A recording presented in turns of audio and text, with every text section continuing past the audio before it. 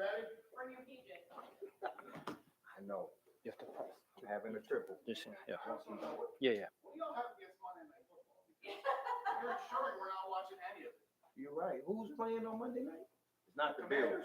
Oh, yeah, it's not the Bills. We good. All right. Only Michael. Chris, you ready?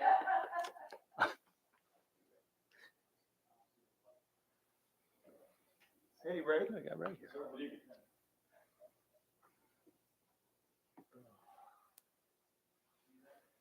Yeah, man. It's been back to back to back today. Yeah. I had to leave. I didn't even get to hear the mayor. I had to leave. Oh, really? Man, this thing was supposed to be done by 2. Mm. It's almost 3 and he still hadn't spoken.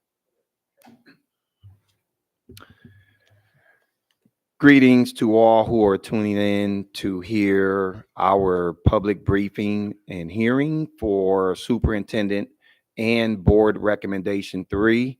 As you all know, we are going through phase 2 of redistricting, and this is a part of the process before we get to the actual opportunities for our community to weigh in. To conduct this presentation, we have our Chief Operating Officer, Bill Heiser, who will take us through this presentation, and I will pass it over to you. President Silkworth, Vice President Dent, members of the board, and Dr. Bedell, thank you. I'm Bill Heiser, Chief Operating Officer of AACPS, and I'm joined by my colleague, Kyle Roof, Executive Director of Facilities.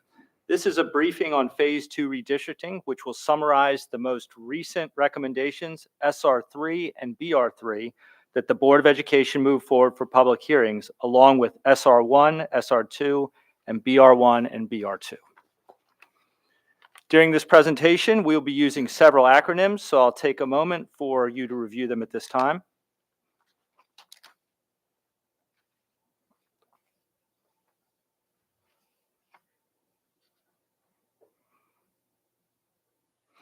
This agenda outlines the key topics we will cover, starting with an overview and comparison of the recommendations. We'll then detail the notable areas of changes among the Superintendent's Recommendation 3, SR3, and Board Recommendation 3, BR3. Finally, we will outline the next steps in the Phase 2 redistricting process. I'll begin with an overview and a comparison of the recommendations, most notably SR3 and BR3. On October 15, 2025, the Board of Education approved 2 more recommendations and created SR3 and BR3 to advance to public briefing and hearing. This slide and screen show the key metrics of the 3 superintendent recommendations noted as SR1, SR2, and SR3, compared to the SY school year 24-25 boundaries and enrollments. Relative to school year 24-25, SR1 increases the overall distance traveled and increased by approximately 1% and impacts approximately 2% of the Phase 2 students. SR2 and SR3 are less impactful. In SR2 and SR3, the overall distance traveled and the number of rezoned students is lower than SR1. This screen shows key metrics of the 3 board recommendations noted as BR1, BR2, and BR3 compared to the current boundaries. Relative to the current boundaries, BR1 increases overall distance traveled, which increases by approximately 1% and impacts approximately 1.5% of the Phase 2 students. BR2 and BR3 are less impactful. In BR2 and BR3, the overall distance traveled and the number of rezoned students is lower than BR1. In SR3, only 1 feeder pattern change is introduced, and it is a split articulation. A portion of the high school students living in the Nantucket Elementary School zone are rezoned to Arundel Middle School and Arundel High School. In BR3, no feeder pattern changes or split articulations are introduced. And looking at the 6 recommendations, redistricting recommendations, SR1, SR2, SR3, BR1, BR2, and BR3, the estimated utilizations have similar distribution. There are 8 schools that would be under 70% utilization, 22 to 23 schools within the 70 to 90% utilization, 21 to 22 schools within the 90 to 100% range. 1 to 2 schools at the 100 to 110% range, and 0 schools over the 110% for SR1 and SR2, and 1 school over 110% for BR1 and BR2, as well as BR3. If no boundary changes are implemented, 7 schools will remain over 100% of the state rated capacity, and 1 will be over 110% of the state rated capacity. SR3 includes the legacy provision whereby students that will be entering 12th grade in school year 26-27 will have the option to remain at the high school to which they are currently assigned. Students electing to remain at their current high school will be required to enter a legacy transfer portal. Transportation will not be provided for legacy students opting to remain at their current school. All other students will be required to attend their newly assigned schools. BR3 includes a legacy provision whereby students that will be entering the 11th and 12th grade in school year 26-27 will have the option to remain at the high school to which they are currently assigned. Students electing to remain at their current high school will be required to enter a legacy student transfer portal. Transportation will not be provided for legacy students opting to remain at their current school, and student parking is not guaranteed for juniors. All other students will be required to attend their newly assigned schools. Current magnet school assignments will be honored. Students currently enrolled in a magnet program at a secondary school will continue to be enrolled at their currently assigned school. Magnet school transportation will continue to be provided. For example, under all 4 recommendations, magnet students whose home school is currently Annapolis High School and who's currently enrolled in Annapolis High School IB program will remain enrolled at Annapolis High School regardless of boundary assignments. But under SR2 and BR2, magnet students enrolled in the Annapolis High School Apex Arts program will remain enrolled in the Apex program, but will be relocated to Severn Run High School, regardless of boundary assignment changes. Magnet transportation will be provided. SR2 and BR2 does not impact any other magnet programs. For SR3 and BR3, students currently enrolled in a magnet program at a secondary school will continue to be enrolled in their assigned school. Both keep the Apex Art Magnets program at Annapolis High School. Now, Mr. Roof will review the notable areas of boundary changes contained in SR3. As a reminder, the hatched area on the screen area indicates redistricted from current boundaries. In addition, it should be noted that the utilization percentage located in the SR3 column are representative of school year 24-25 students and are not reflective of development growth numbers or unofficial enrollment numbers shared at the October 15th meeting. In Area A, significant adjustments are observed within the Arundel, Crofton, and Meade clusters. Due to ongoing residential development in that region of the county, a review of the boundaries for Two Rivers Elementary School and Piney Orchard was deemed necessary.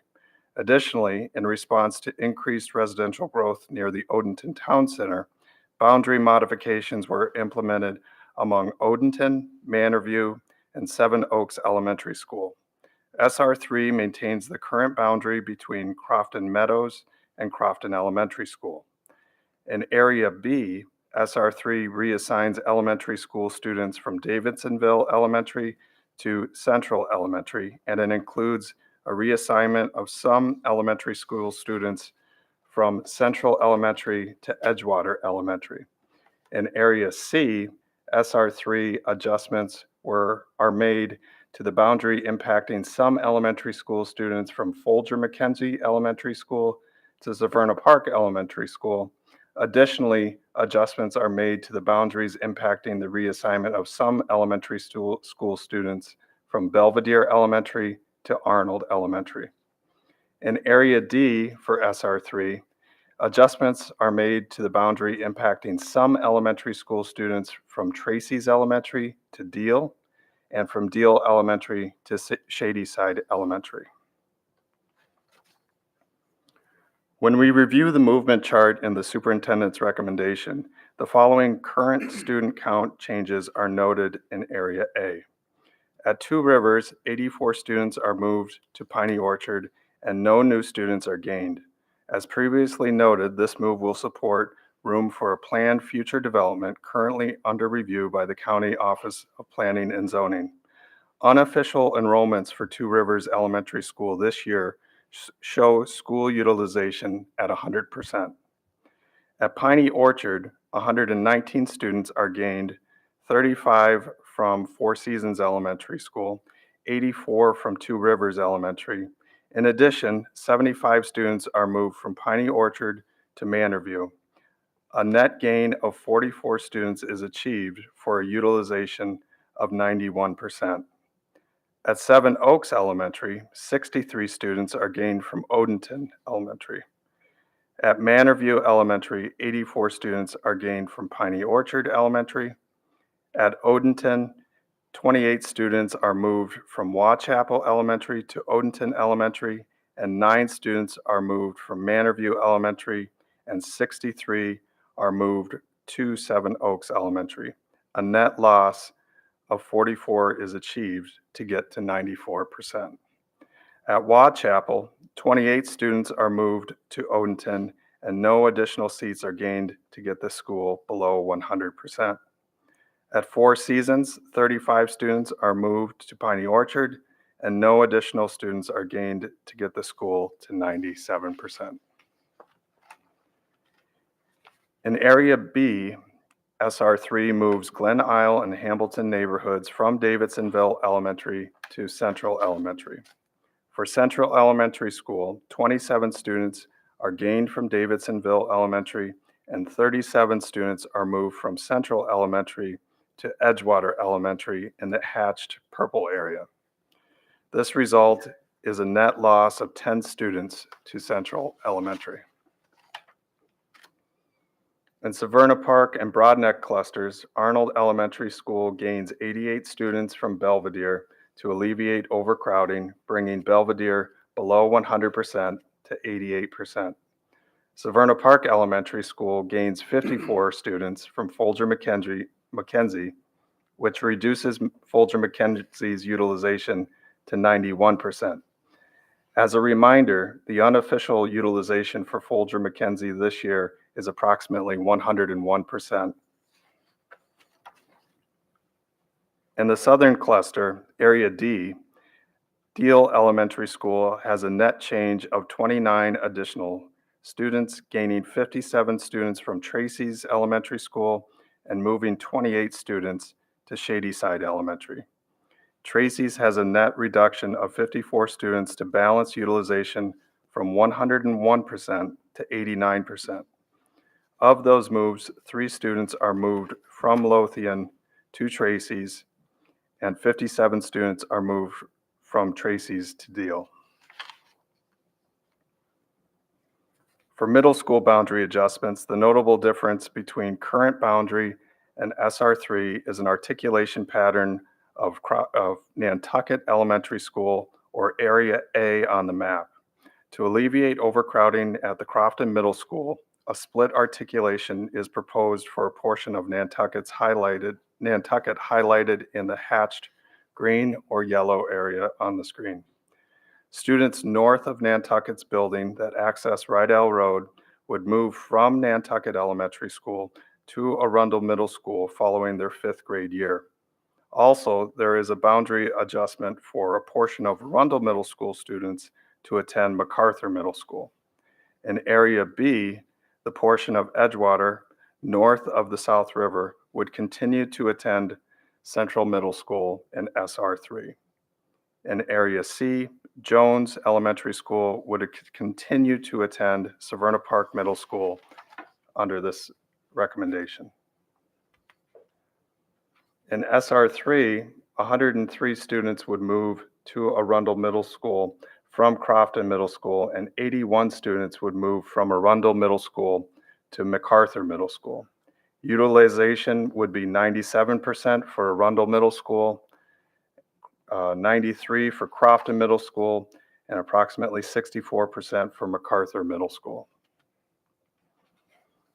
At the high school level, the SR3 recommendation maintains the articulation pattern introduced at the middle school level for areas A, B, and C, and maintains Apex Arts Magnet Program at Annapolis High School. Unofficial enrollment data reported at the October 15th Board of Education meeting indicates Annapolis High School is approximately 96% utilization this year. In SR3 Area B, Annapolis High School, Severn Run High School, and South River High School boundaries remain unchanged. Next, we'll review the notable areas of change contained in Board Recommendation Number 3. For BR3, it should be noted that the utilization percent located in the BR3 column are representative of the school year 24-25 students and not reflective of development growth numbers or the unofficial enrollments shared at the October 15th meeting. In Area A, boundaries are modified for Two Rivers, Piney Orchard, Seven Oaks, and Manor View Elementary Schools such that the northern portion of Piney Orchard Elementary School proposed to be rezoned in SR1, 2, and 3 would stay at Piney Orchard Elementary School, Arundel Middle School, and Arundel High School instead of changing to Manor View Elementary School, MacArthur Middle School, and Meade High School.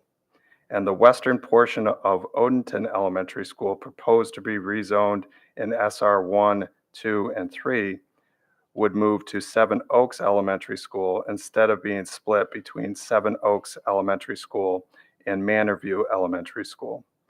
Additionally, a slight boundary change is made to the addresses of 442, 444, and 448 on North Patuxent Road in Odenton.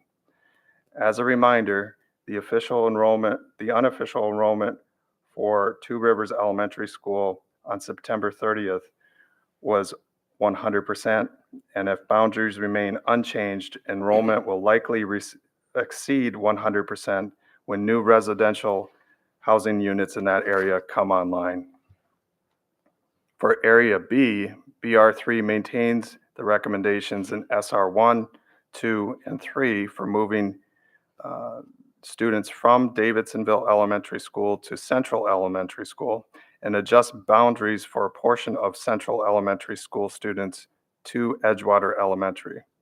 However, BR3 introduces a new boundary adjustment, rezoning Gingerville, Poplar, and Willenor communities into the Annapolis cluster. Those students would attend Rolling Knolls Elementary, Wiley Bates Middle School, and Annapolis High School. And Area C in BR3 is unchanged from SR1, 2, and 3. Area D and BR3 maintains Chalk Point and Shady Oaks communities at Deal Elementary School. Finally, in Area E in BR3, a move is made for the neighborhoods south of Carrollton Road, out of the Georgetown East Elementary School catchment into Hillsmere Elementary School catchment area. Also moving the area bounded by Jackson Street out of Eastport Elementary School catchment area into Georgetown East Elementary School area. When we review the movement chart for the board recommendation number 3, the following current student count changes are noted. At Two Rivers, 0 students are moved to Piney Orchard and no new students are gained, remaining at 94% utilization using 2024-2025 enrollment numbers. It's important to note that this utilization number does not factor in future residential growth or the unofficial numbers from October 15th. At Piney Orchard, 35 students are gained and 1 is moved. A net gain of 34 students is achieved for 89%. At Seven Oaks, 72 students are gained from Odenton Elementary, giving it 83% utilization. At Manor View, 0 students are gained. At Odenton, 28 students are moved from Watchapel Elementary to Odenton Elementary and 1 student from Piney Orchard to Odenton Elementary. There are 72 Odenton Elementary School students who are adjusted to Seven Oaks, a net loss of 43 students at Odenton and 94% utilization. At Watchapel Elementary School, 28 students are moved to Odenton and no additional students are gained to get the school below 100% at approximately 97. At Four Seasons, 34 students are moved to Piney Orchard and no additional students are gained to get the school to approximately 97%. Lastly, there are no boundary adjustments made between Crofton Elementary School and Crofton Meadows. In Area B, BR3 recommends moving the Glen Isle and Hamilton neighborhoods from Davidsonville Elementary to Central Elementary. This move reduces Davidson Elementary to 99% utilization. For Central Elementary School, 27 students are gained from Davidsonville and 37 students are moved to Edgewater in the hatched purple area. This results in a net loss of 10 students at Central Elementary and a utilization of approximately 91%. Under BR3, Edgewater Elementary School gains 37 students from Central Elementary School, and notably, BR3 moves 69 students out of Edgewater Elementary in the South River feeder to Rolling Knolls Elementary in the Annapolis feeder. This adjustment reduces the utilization of Edgewater Elementary School to approximately 82% and raises the utilization of Rolling Knolls to approximately 91. In Area C, the Severna Park and Broadneck clusters, BR3 has the same boundary adjustments as SR1, SR2, and SR3. Arnold Elementary School gains 88 students from Belvedere. This adjustment brings the utilization under 100% at Belvedere. Severna Park Elementary School gains 54 students from Folger-McKenzie. As previously noted, Folger-McKenzie has an unofficial utilization of approximately 101% for school year 25-26. In Area D, in the southern cluster, BR3 maintains the Chalk Point and Shady Oaks communities at Deal Elementary School and brings its utilization up to 79%. Shadyside Elementary School boundaries remain unchanged with utilization of approximately 60. Tracy's boundaries and utilization are the same as those in SR1, 2, and 3, reducing utilization to below 100%. In Area E, BR3 adjustments, the elementary school boundaries for Eastport Elementary School, Georgetown East, and Hillsmere in the Annapolis cluster. Specifically, 11 students in the neighborhoods southeast of Carrollton Road are moved out of Georgetown East catchment into Hillsmere Elementary School catchment area, and adjustments are made to the area bounded by Jackson Street and the current boundary of Georgetown East. 32 students in this area are proposed to be moved from Eastport Elementary School to Georgetown East in BR3. For middle school boundary adjustments, the notable difference between those of SR1, 2, and 3 and those of BR3 is the articulation pattern at Nantucket Elementary School, or Area A on the map. In BR3, there is no boundary adjustments to Crofton Middle School in purple, leaving it untouched with a utilization of approximately 101%. In Area B, BR3 rezones Gingerville, Poplar, and Willenor communities from the Edgewater Elementary School north of the South River cluster into the Annapolis cluster. Students would attend Wiley H. Bates Middle School, not Central Middle School. This adjusts Wiley H. Bates Middle School utilization to 75% and Central Middle School down to 84%. In Area C, Jones Elementary would continue to attend Severna Park Middle School in SR3. In Area A, BR3, Crofton Middle School has 0 students moving, maintaining the utilization at 101%. Additionally, 47 students from Arundel Middle School would move to MacArthur, reducing the utilization at Arundel Middle School to approximately 92%. MacArthur Middle School utilization increases to 62%. In Area B, the boundary adjustment of 44 students in the Gingerville, Poplar, and Willenor communities from Central Middle School to Wiley Bates Middle School in Annapolis cluster reduces the utilization at Central Middle School to 84% and increases Wiley Bates to 75%. For BR3 at the high school level, the recommendation maintains the articulation patterns introduced at the middle school level in areas A, B, and C, while maintaining the Apex Arts program at Annapolis High School. Additionally, it maintains the rezoning of the Gingerville, Poplar, and Willenor communities into the Annapolis cluster for high school at Annapolis High School.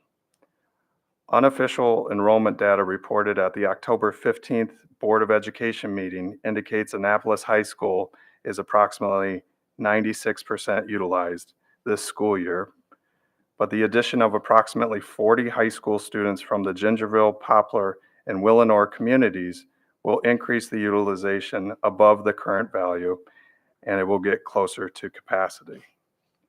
Notably, there are no adjustments for Crofton High School, maintaining its current overutilization of approximately 111%, while other adjacent high schools are listed below 100% utilization.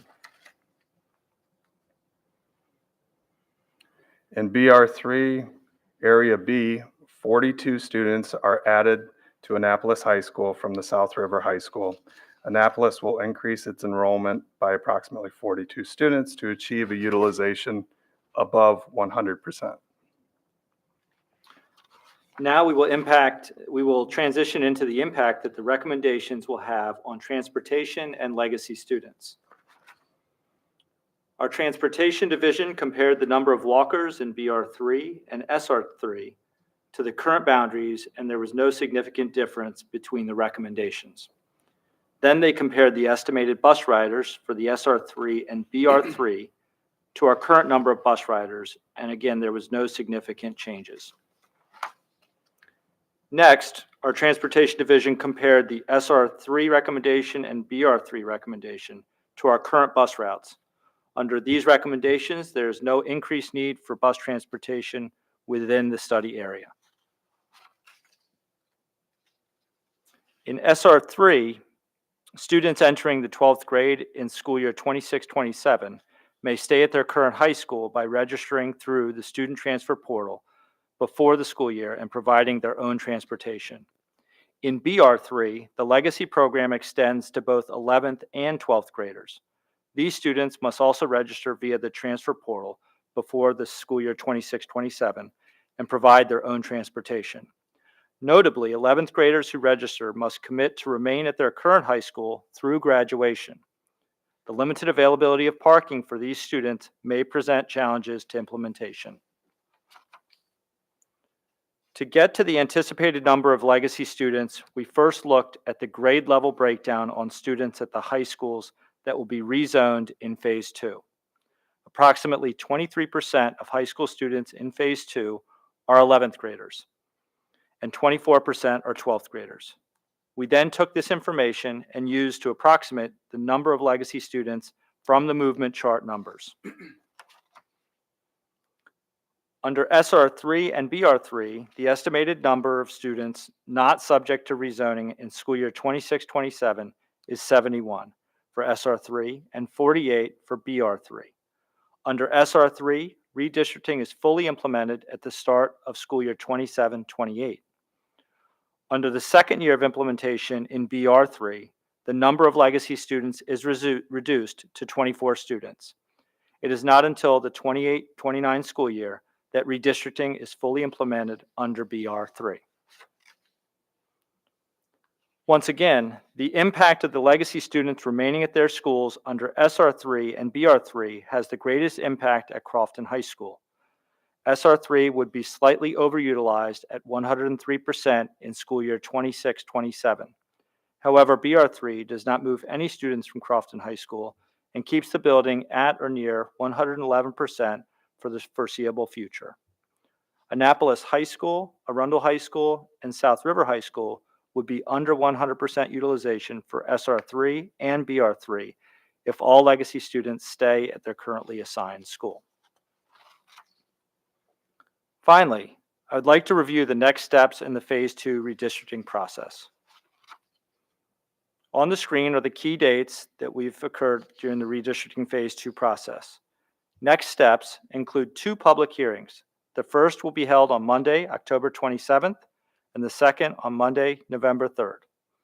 The board is scheduled to adopt a redistricting plan on November 19th that will go into effect in August 2026. In December, the legacy portal would open. By January, the legacy portal closes to allow staffing and projections to be completed.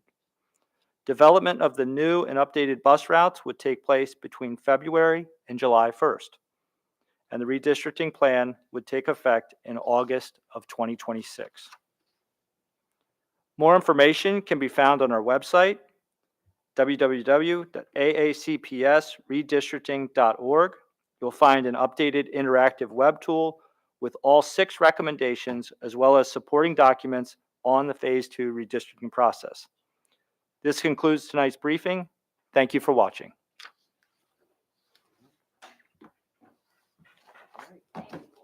Thank you. you. I'll see you in the morning. She didn't hear you.